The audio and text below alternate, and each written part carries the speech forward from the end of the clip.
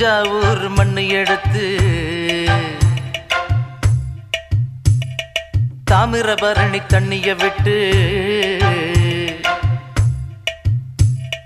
தஞ்சாவூர் மண்ணு எடுத்து தாமிரபரணி தண்ணிய விட்டு சேர்த்து சேர்த்து செஞ்சது இந்த பொம்மை. இது பொம்மை இல்ல உண்மை. எத்தனையோ பொம்மை செஞ்சேன் கண்ணம்மா,